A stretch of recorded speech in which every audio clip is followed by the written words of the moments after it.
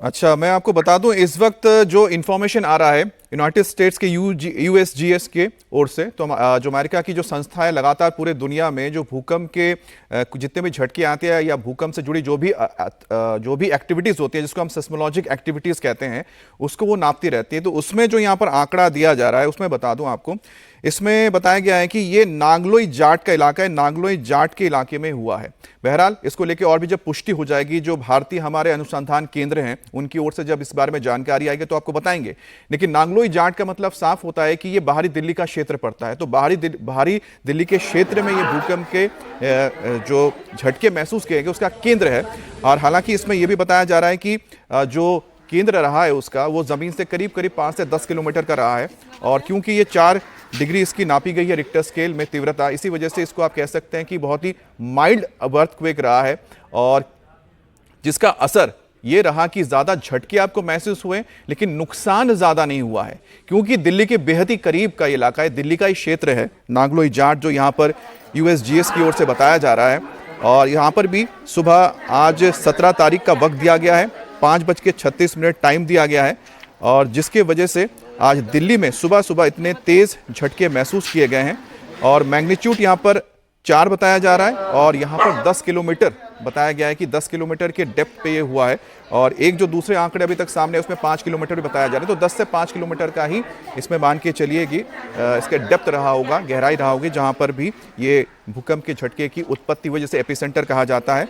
और नांगलोई जाट का इलाका बताया जा रहा है यूनाइटेड स्टेट्स जियोलॉजिकल सर्वे की ओर से, जो पूरे दुनिया में जितने भी आपके सिस्मिक यानी कि भूकंप से जुड़ी जो भी यहाँ पर एक्टिविटीज होती हैं उसको वो नापते हैं। हमारे साथ जुड़े हुए हैं कुमार सोनू। कुमार, नांगलोई जाट सबसे करीबी इलाका है आपके इलाके से। अब यूनाइटेड स्टेट जियोलॉजिकल सर्वे की ओर से जो बताया जा रहा है नांगलोई जाट केंद्र है, आप सबसे जो एपिसेंटर उसके करीब है, वहां पर बताइए क्या स्थिति है, वहां पर किस तरह के जो आपने महसूस किए थे झटके?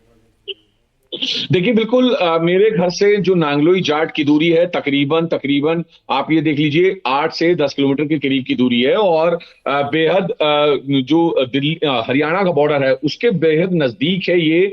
और बेहद खतरनाक जो भूकंप के झटके थे वो महसूस किए गए। 5 जो इसकी डेप्थ थी वो थी। इसके अलावा रिएक्टर स्केल पर 4.0 की जो तीव्रता थी वो थी। और नांगलोई जाट जो है, मैं आपको बताऊं कि वहां पर कोई डीडीए की पूरी प्लानिंग के साथ बसाया हुआ इलाका नहीं है। वो मैक्सिमम वहां पे या तो अनऑथराइज कॉलोनी है या फिर जो लाल डोरे के जो विलेज हैं दिल्ली में वो वहां पर है। और ऐसे में इतनी तेज भूकंप के झटके, राहत की बात ये थी कि अभी तक हमारे पास हमें किसी भी तरह की कोई नुकसान की खबर नहीं आई है। ये एक अच्छी बात रही। हालांकि जब झटके आए तो आमतौर पर लोगों की एक मानसिकता भी होती है और इसमें कहीं ना कहीं थोड़ी सच्चाई भी होती है कि एक के बाद दूसरा झटके भी आने की उम्मीद होती है। तो ऐसे में लोग अपने घरों से बाहर निकल गए। मैं भी जहां रहता हूं, जिस घर में रह रहा हूं, तो वहां से एकदम अचानक से मैं बाहर की तरफ भागा परिवार के साथ कि पता नहीं अचानक से इतनी तेज झटके आए, कहीं दोबारा ना आ जाए, क्योंकि लोगों में एक डर का माहौल जरूर बना है। फिलहाल बेहद तेज झटके आए और काफी लंबे समय बाद जो है दिल्ली में इतनी तेज झटके महसूस हुए लोगों को। जी अच्छा कुमार सोनू, क्योंकि नांगलोई जाट तो काफी रिहायशी बड़ा इलाका है, तो उस इलाके जी में अगर एपिसेंटर रहा होगा तो उसके आसपास के कितने महत्वपूर्ण इलाके होंगे जहां पर सबसे ज्यादा रेसिडेंशियल एरियाज है, कौन कौन से होंगे जहां पर खतरा रहा होगा? देखिए बिल्कुल, नांगलोई जाट के आसपास जो है बात करें तो वहां पर नजफगढ़ का इलाका है, सुल्तानपुरी, मंगोलपुरी, ये वो महत्वपूर्ण इलाके हैं। इसके अलावा जनकपुरी, उत्तम नगर, डाबड़ी, द्वारका, ये तमाम इलाकों से नांगलोई जाट जैसा इलाका घिरा हुआ है, जिसमें मटियाला है। इसके अलावा जो एयरपोर्ट से सटे हुए इलाके हैं वो भी कहीं ना कहीं इसमें पूरे इफेक्टेड हुए हैं। और कहीं ना कहीं लोगों में एक डर का माहौल जरूर बना कि अचानक से इतनी तेज भूकंप के झटके कैसे आए।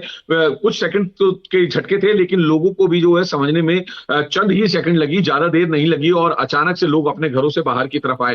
फिलहाल राहत की बात मैंने जैसे कहा अमित कि यही है कि अभी तक किसी भी तरह के नुकसान की खबर अभी तक नहीं है, और ये खबर ना ही आए तो ज्यादा अच्छा है। लेकिन जो नांगलोई जाट के आसपास का इलाका है, जो नजफगढ़ का है, मैंने बताया कि हिरणपुतना है, इसके अलावा उचंदी बॉर्डर है, और जी। नांगलोई, सुल्तानपुरी, इसके अलावा मंगोलपुरी का इलाका है, द्वारका है, पालम है, और जनकपुरी, उत्तम नगर, डाबड़ी, ये दिल्ली कैंट, ये तमाम इलाके हैं जहां पर ये भूकंप के झटके महसूस लेकिन किए गए हैं। सबसे बड़ी बात यह है कि कुमार सोनू, नांगलोई जाट का मतलब हो गया उसके आसपास के जो इलाके हैं, बहुत ही ज्यादा घनी आबादी वहां पर बसी हुई है।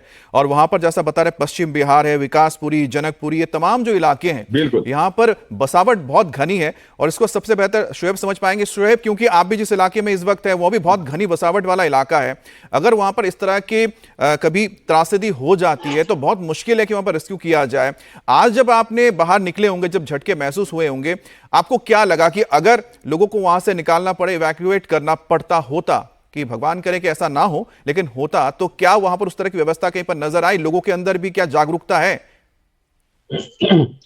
देखिए, दिल्ली के ज्यादातर इलाके इसी तरह के हैं अमित। आप चाहे जामिया नगर का इलाका देख लीजिए, पुरानी दिल्ली का इलाका देख लीजिए, या दूसरे कई ऐसे इलाके हैं जहां पर घनी आबादी है, इस तरह की इमारतें बनी हुई है जिनको लेकर हमेशा खतरा है। आप बाहर आ भी जाएंगे तो कोई इस तरह का मैदान या इस तरह की जो चीजें हैं वो आपको जल्दी से नजर नहीं आती इन इलाकों में, जहां आप अचानक जाए और अपनी जान को सुरक्षित या अपने जो परिवार के लोग हैं, जो बच्चे हैं, उनको सुरक्षित कर सके। आप सड़कों पर तो आ सकते हैं, लेकिन बिल्डिंगों या इमारतों की जो ऊंचाई या जो उनका जो जिस तरह से बसावट है उनकी, जी। उससे आप शायद बहुत ज्यादा मुश्किलों से बच पाएंगे। यकीनन ये एक चीज है, लेकिन यही हम और आप प्रार्थना कर सकते हैं कि नहीं, इस तरह बिल्कुल। की जो कंडीशन है, लेकिन मुझे लगता है शोएब, दिल्ली में- कुमार सोनू और अनामिका, जी। शायद काफी सालों बाद ऐसा हुआ है जहां पर शायद ये सोचने के लिए मजबूर कर दे कि दिल्ली के अंदर भी एपिसेंटर हो सकता है। और दिल्ली के इतने करीब एपिसेंटर का होना,